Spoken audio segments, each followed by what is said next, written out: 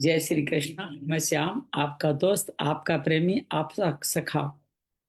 कार्तिक पूर्णिमा, कार्तिक संपूर्णता के इस मास की इस अद्भुत बेला में आप सबका अभिनंदन करता हूँ, स्वागत करता हूँ। आज देव दीपावली है। कहते हैं कि वैसे तो देवताओं का जगना या भगवान श्री नारायण का जगना एकादशी को हो जाता है, लेकिन संपूर्ण रूप से देवताओं का जगना या कार्य में लग जाना आज देव दीपावली के दिन माना जाता है। बहुत सारे धर्मों में चतुर्मास आज संपन्न किया जाता है। जैन धर्म के साधु भी आज चतुर्मास संपन्न करके अपना परिवहन प्रारंभ करते हैं। तो बड़ा अद्भुत है। आज काशी में दीपावली मनाई जाती है। समस्त देवता काशी में भगवान शंकर के यहाँ दीपावली मनाने आते हैं, ऐसा माना जाता है। आज ही बहुत सारी तप उत्सव का समापन भी, संपूर्णता भी है। जिसने पंच भिक्षम व्रत कर रखा है, त्रिरात व्रत कर रखा है, दीपावली की कथा सुनते हैं, दीपावली के पांचों नियमों का पालन करते हैं। सूर्यास्त से पहले स्नान, दीप दान, आपके गीता का पठन, सेवा कार्य, ये जो जितना सब कुछ कार्य करते हैं, उन सब का आज संपूर्णता का फल है। और इस संपूर्णता का प्रसाद पूरी सृष्टि को, समस्त लोगों को मिलने वाला है, ऐसा मेरा भाव है। तो आज हम सब लोग इस दीपावली के उत्सव को, कार्तिक मास को संपूर्ण करें। कल से भगवान का महीना मिक्सर मार्ग से प्रारंभ हो जाए।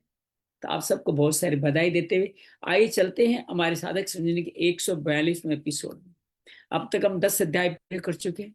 11वें अध्याय के भी 25 श्लोक तक हम पहुंच चुके हैं। आगे की यात्रा मंजलि के साथ आज पूरा करने वाले। आइए मन कर्म वचन को, भगवान के वाणी को भगवान के चरणों में लगा के शुद्ध करते हैं। अर्धन मूलित आंखों से नासिका के द्वारों पर ध्यान रखते हुए मूलाधार चक्र से भगवान का नाम का स्मरण करें।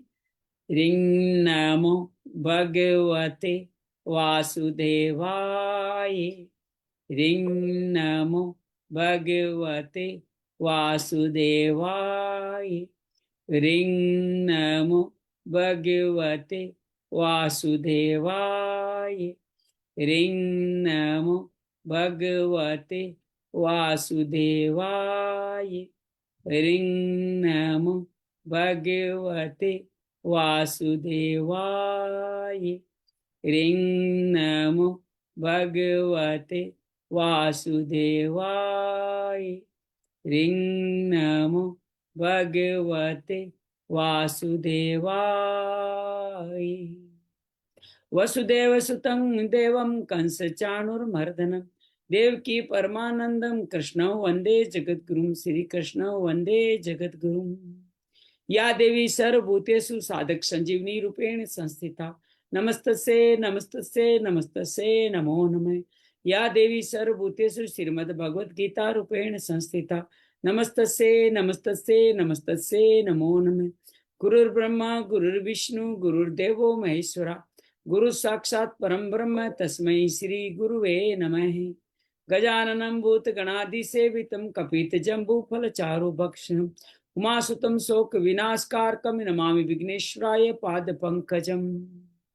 त्वमेव माता च पिता त्वमेव, त्वमेव बन्धु च सखा त्वमेव, त्वमेव विद्या द्रविणं त्वमेव, त्वमेव सर्वं मम देव देव, त्वमेव सर्वं मम देव देव।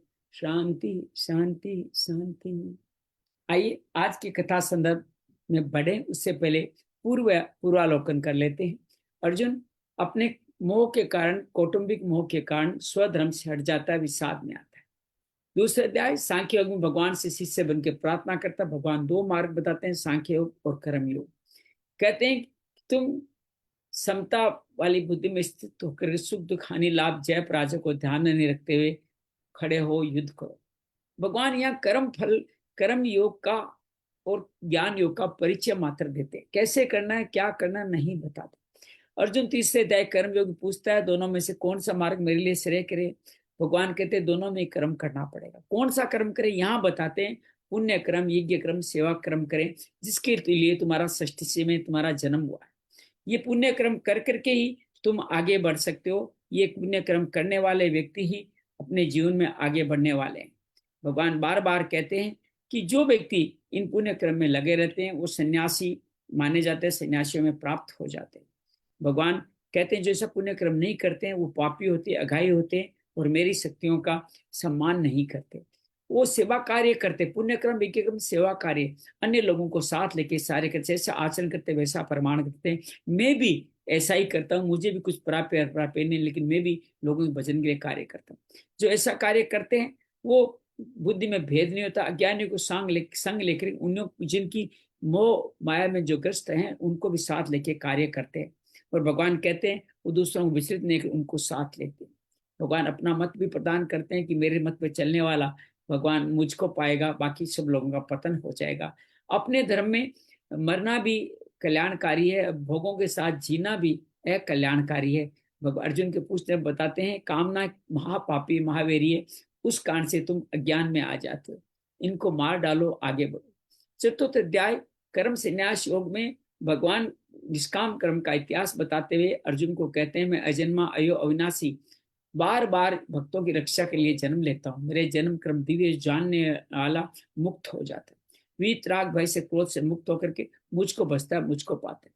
बाकी लोग कर्मजन्य सिद्धियों को पाने के लिए देवताओं को बसते हैं, बार बार इसी जन्म में लगे रहते हैं। चारों वर्ण मैंने रचे हैं, लेकिन